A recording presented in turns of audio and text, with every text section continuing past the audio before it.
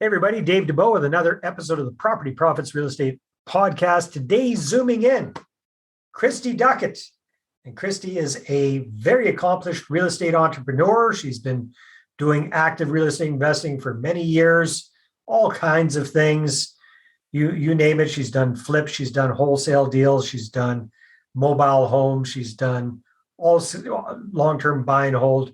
You name it, Christy's done it. And what we're going to be focusing on here today are mobile homes, because I think that's going to be fun. Christy's also an award-winning real estate coach, not just any kind of coach, but multiple awards won. So Christy, looking forward to our conversation today. Welcome. Thank you, Dave. So excited to be here. Yeah, excellent. So tell us how you got into this whole mobile home investing thing, because it's not the sexiest sounding thing on planet Earth. I've done a number of mobile home deals myself way back in the day when I first got started. So why don't you tell us a little bit about how you got started with mobile homes? Yeah, it's kind of interesting. Like everyone, I started just investing in real estate and Googling and looking, and this was back in 2007, at just what options there were. And at the time I lived in Florida, and I came across an ad, a seminar about mobile home investing. And I thought there's got to be something to this. I've seen these things since I was a kid. I grew up in Virginia. They're everywhere. I've seen them in Florida, retirement. I've seen the trailers, the nice manufactured homes. And I thought, before I do anything, I need to learn. So I kind of just, got a couple books and started educating myself. Very cool. So who were, I'm wondering if it's the same book that I read about it back in the day. Who was kind of your early influence when it came to mobile? Yeah, the pioneer, right? Lonnie Scruggs, Deals on Wheels. I think he was like one of the original, and it was a really short, the book is still around. It's a very short, quick read. And it gives you the baseline of just buying homes and literally just the concept of owner financing them. So I kind of thought, well, this is cool. It's something you can get into for a lot less money. But then also at the same time, it allows you to really create passive income, flip them wholesale. So every strategy I was already doing really applied to mobile homes. Very, very cool. So if you can remember, what was your first mobile home deal and how did it work out? Yes. So the first one we bought, it was kind of interesting because I had moved to South Carolina, which is, I think, per capita, the hub of mobile homes. So if you don't know about them, you have to learn. You don't have a choice. And I actually I owned a property management company at the time, and I was at eviction court of all things for a house. And as I was listening, the judge was going down the docket of all the people that had homes. And literally there was a gentleman who owned a mobile home park. And I was like, oh, this is interesting. I was like, okay, he's evicting someone out of the mobile home. I, hadn't yet done a deal, but had read everything about it and thought, what a great opportunity. Let me approach him. And I started working to move homes into his park. So that's actually the first strategy I did, was finding motivated sellers of mobile homes and then moving them into someone else's park and renting them. So it was a rental, which I still have to this day. Very well. Okay. So back up for a second there. How does that work? So you're buying one mobile home in one park and moving it to another one. Is that basically how it works? It can, or it could just be, we have a lot of freestanding mobile homes on land. So Okay. The actual situation where I found my mobile home ended up being a gentleman who was building a brand new single family home. And him and his wife were living in the mobile home while they were building the house. Got it. And in order to get financing, I didn't really know this at the time, but found it out. And it's true. In order to get financing on their single family home, once it was built, the mobile home had to leave the same acre lot as the house. A financing company wouldn't finance the house. So he basically started out wanting a lot more. And I ended up getting, I think, the mobile home for like $2,200, and it was a double wide in great condition. And it was did this really just happen? Like basically for free. Yeah. And then a few bucks to get it moved, and then you've got it in the new place. All right. Well, that's cool. So what would you say is, when it comes to mobile home investing, what is your bread and butter way of doing it? Because I understand you can do things like that. You can do rent owns. You can just buy it, hold it, rent it out long term. What's your main strategy when it comes to mobiles? So I would say there's really two. And some of, I think, as you know, just the push of single family homes moving so quickly, it's opened the opportunity of mobile homes right now. There's just supply and demand shortage. So I found not only just keeping them as rentals. So I love the concept of finding someone who owns a park that is willing to work with you to allow you to either buy homes in there or move them in and rent them. So then that kind of helps my passive income side. And then on the opposite end, I really target homes in small manufactured home communities that are more like houses on acreage that have been detitled. So they're actually attached to the land and you can flip them. So they can get financing. FHA, Fannie Mae and Freddie Mac will finance mobile homes. So we've been actually able to buy mobile homes on land and flip them like a single family home. So a lot less competition, a lot less rehabbing, less permitting, good profit all the way around. All right, very good. So let's talk a little bit about the mobile homes and mobile home parks that you're buying. So typically you're going in there, you're talking with the park owner, the park management. You're making sure they're comfortable with you owning homes there and renting them out long term, as well as if there's space, bringing in new homes. Kind of walk us through how might that look? Let's say, just to keep it simple, let's say you find a property in a mobile home park. More or less, what do the numbers kind of look like? Yeah. So this is what I really love about them, because when you're thinking on a single family home realm and, of course, depending on the area you're in, so whether it's in the States or Canada, housing is expensive right now. So a lot of people think, number one, I can't buy a house. How am I going to finance it? And I definitely can't buy it all cash. The good news with mobile homes is they're very negotiable. And if they're in need of repairs and sitting in that park and they're just sitting, that owner isn't collecting any lot rent off them possibly. So there's an avenue where sometimes the park owns homes themselves and they don't have the money to fix them up, or there's people in the park that need to sell their homes. And really the sweet spot is the people that need to sell their homes, they're kind of on a time crunch, because if you don't have money to pay the lot rent, you're going to get to a point where you pretty much have to give away the home. I hate to say it, but you can't afford to be there. Right. So what ends up happening is it becomes a great negotiation tool to get them for very little. So starting out, it's just finding out. I've gotten ones literally for free. I've bought ones for $1,000 that needed repairs. Now, obviously those need a little more work. So I might come in and put, $4,000 in. But again, I'm $5,000 in an asset that can rent at market rate values.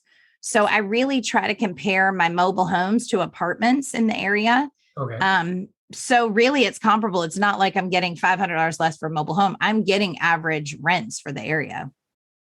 Yeah. So the equivalent, if you have a 2-bedroom mobile home, it'd be the equivalent of what a 2-bedroom apartment would rent out for there. Correct. Exactly. And sometimes I'll price them as to where it's like a 3-bed, 2-bath apartment. I might price my mobile home, right, that is smaller. If it's a smaller apartment, I might do a larger mobile home for the same price. So if it's a 2-2 apartment, I'll take my 3-2 mobile home and make it the same price as the apartment. So it's way more appealing. Yeah, it's more appealing. Plus, they got a little yard. They've got an outdoor space. It's right. You can't hear your neighbors on top of you and beside you, which is, if you've ever lived in an apartment, which I have, I remember those days you could hear everything. So I think that's why they're appealing.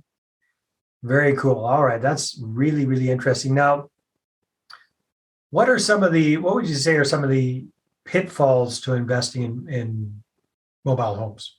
So like everything, there's pros and cons. If you're buying in a park, I think the biggest con can be the park management and the park owner. And the biggest pro can be the manager and the owner if you play that right. Yeah. So I think it's really building rapport and a great relationship with them, really making it a win-win and letting them know you're in it to help them. Like you're going to get them guaranteed lot rent. So that being said, the con is if you're renting that unit, you're technically subletting that to someone else. So you, in the end, are responsible for the lot rent. So if a tenant stops paying, unfortunately, you're going to have to pick up the tab for the lot rent and pay the park to keep in good with them. So that would be not much different than if you own a single family home, you got a mortgage with the bank. I mean, 100%. And then also, I think the other thing is just having a contract in place with a park to know the rules, regulations, and what if they decide to sell the park one day? Is your lot rent controlled at that price, or is somebody going to come in? And that's happening a lot because people are catching on that these are great investments. So they're coming in and raising lot rents, $100 a year. That could kill your cash flow.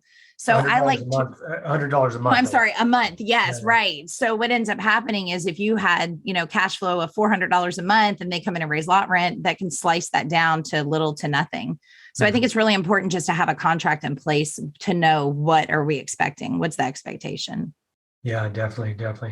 Now, what would be some tips that you would have for people that are kind of interested in taking a look at this? What have you found as the best ways to find motivated sellers or find good deals in mobile home parks? So what's really cool, a lot of the marketing that I was using for single family homes, I use a lot for the mobile homes. So I found bandit signs, like the white corrugated signs you put up, we buy houses, switch the verbiage up to we buy mobile homes. And a lot of times, again, if it's in a park, just talking to the owner or manager, because they can become a huge pipeline lead. Yeah. The truth is, they want to collect lot rent. They don't want lots sitting there without anything on it.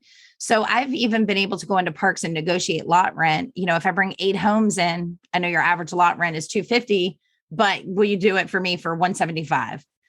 So, and, kind of working out is good, but I would say marketing or the park managers, bandit signs, Craigslist, Facebook Marketplace. Those are 2 big ones too that I'm coming across that have a lot of mobile homes on them. But just like anything, any marketing works. So I think it's just a matter of doing it. Right. Now, if you had your preference, I know you do a bunch of different things, long-term buy and hold. What's the pros and cons versus buying the property, then selling it via owner financing? So owner financing is a great strategy. And we've done it. I hate to say this, but we have a mobile home that we've owner financed twice and gotten back because the one person couldn't perform. They lost their job, which worked out to be okay, right? They were fine with it. We gave them a little money back to move. The con with that always is, did they take good care of the property? Do I have to go back in and re-put any money in to get it back rentable? Luckily, in that situation, it was really minor things. And again, you can take a deposit up front to have that if so. So I think that would be like the biggest con to me. On that, also, if you're working in a park and you have this steady stream of income, if you're owner financing it and they do perform and pay it off, eventually you're going to lose your stream of income. So it's really just keeping the wheel turning to have other things in the pipeline. Yeah, definitely. And what's typically the length of time that you owner finance one of these kind of properties, and what's usually like the price point on these kind of properties in your case? Right. In my area might be a little cheaper. Some people watching this will go, oh my gosh, you can buy that here. I'm like, yes, that's why we live in South Carolina. So I typically don't like to carry the note any more than like 5 or 6 years, because I feel like at that point that gives them enough time to buy it. You don't want to feel like they're paying too much and they're getting abused in the situation. You want to make it a win-win. Yeah. And I want to make it fair that they do, because really my goal is to not get the home back. I really don't want it back. I really just want to make my money and move on. Yeah. But we've sold them anywhere from 12 to 15,000 in some of the parks we're working in. Some of the ones on land that are considered real property more, we can sell those in the upwards of, 50 grand up to 150 grand. It just kind of depends. And that's the cool part. Some of the ones we flipped, we really could have kept an owner finance. The money was just so good flipping them. We kind of went that route. But there's ones on land I've gotten for 39,000, put 20 in it. And those things appraised for 125,000. Nice. So if you wanted to owner finance or you could on that.